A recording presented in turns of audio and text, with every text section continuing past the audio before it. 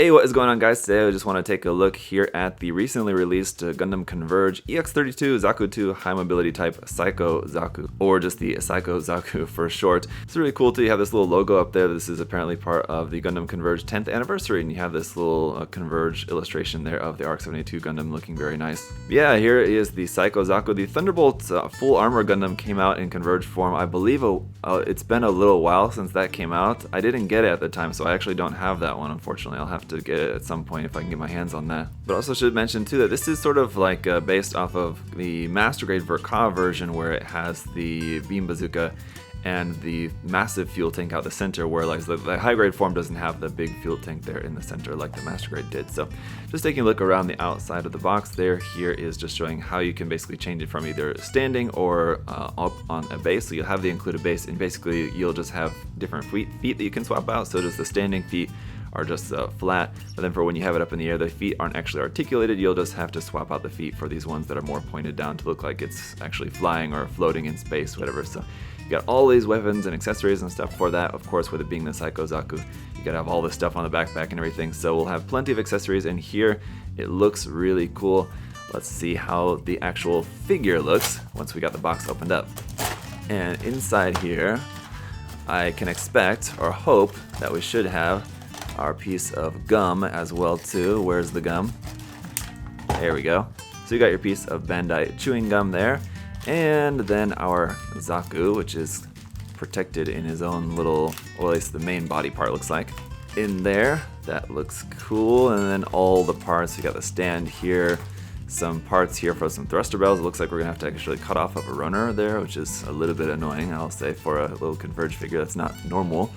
But all these parts, let me just go ahead and get it all put together, and then we'll see how it looks. Alright guys, here is the main body, and you do have a version of the backpack with just this plain backpack without the big massive backpack. If you, for some reason, prefer it without the massive backpack on it, you can do that, but otherwise we're going to be switching that out here in just a moment. But all the detail looks nice, all the little gold thrusters down there, up on the knees, the chest looking very nice. This little trim around the edge of the shoulder armor there is supposed to be gold as well. That's not gold, so you'd have to go in and paint that in if you're looking for it to be completely color accurate. Nothing printed on the side of the shield, and also these gold thrusters here on the shield also supposed to be in gold anyway, but they're not in gold. Yeah, but nothing printed on the side of the shield, which is a little bit disappointing. Would have been cool to have a cool logo printed on the side of there. You have some pre-painting with the white stripes there on the commander horn. Also, you can take off the top of the head and turn the mono eye if you want to have that looking off to the side. And the paint used for that is pretty good. It's not super bright, but it is a sort of metallic-y pink kind of color there. You can set that. Well, I guess I didn't move very much, did I? But you can move that further off to the side if you want to. But overall, detail on it looks amazing as usual. All the pre-painting looks pretty good. There's only a little bit of the orange for the front of the chest there. You can see right in that little bit there that the orange paint didn't get sprayed in there very well, it looks like, or something like that anyway. But that's really kind of the only real noticeable thing. Otherwise, everything looks good. For our hand options, you only have these two options. You don't have any other optional hands, so you have a closed fist over here and holding hand for this. It would have been nice to have two holding hands or two closed fists, just to have a set of each of those would have been nice. The shoulder shield does rotate a little bit. Obviously the arms will rotate up and down a little bit like that, but that's really all the articulation we have. I guess the head can also turn. But again, these aren't really meant to be articulated. They're meant to just be little statues. So here is the backpack, which is pretty intense. We have a lot of stuff on here.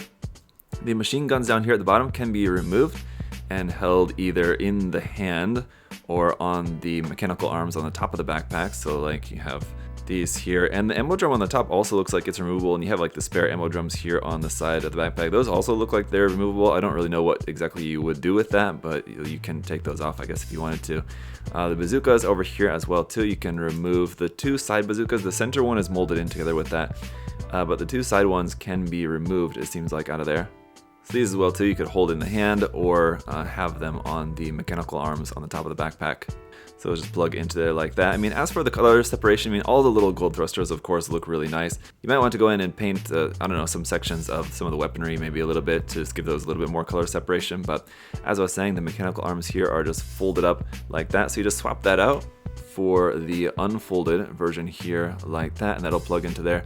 This section can also rotate here on the backpack as well too. It's a little tight, so I wasn't sure at first if that'll rotate or exactly or not. So I was really trying to be careful not to break that. But yeah, that can rotate, and then that would be holding the weapon or whatever up over the shoulder. Also, these whole sections here on the side can also rotate like that as well too. Now, because we had to cut some of the pieces off of the small little runner, you will have some nub marks on the piece that we cut off. So like here on this brown part, you see that little nub mark there, unfortunately. And then on the thruster bells, there's 2 thruster bells on each of these that had to be cut off. And then here on the back, these all had to be cut off there. So you have little nub marks on those as well too. So it's a small thing, kind of unfortunate. It's not really that noticeable.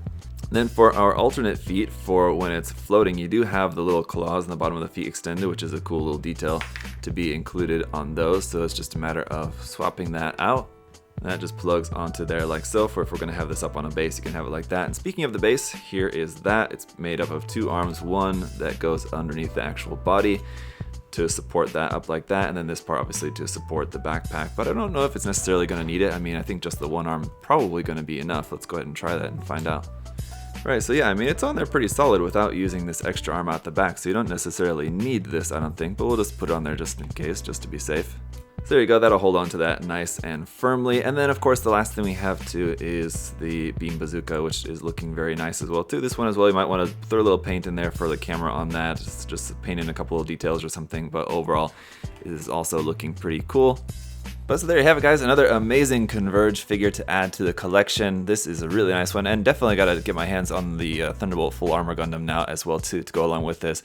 Kind of doubt they'll be making any more Thunderbolt designs, anything like the Dom or just like regular Thunderbolt Zaku 2 or something like that. I don't know, maybe a Zaku 2 we might see in like a future set possibly. That would be pretty cool, although I do kind of doubt it though. Anyway, these will be really great additions to the collection, so if you guys aren't on the Converge train, I would highly recommend you guys check out some of these figures. Sometimes they can be a little bit expensive, especially the EX figures like this, considering I think this was like $30–$35, something like that for this, which is, yeah, there's a lot of kits that you could get for that price, definitely. But I mean, these are really nice as well too. If you wanted a cool Psycho Zaku and didn't want the HG and didn't want the MG for whatever reasons, this one is a really nice one as well too. There's certainly a lot of work that you go in there and make it look even better, painting in some of the missing details on there, panel lining it, adding some decals on there.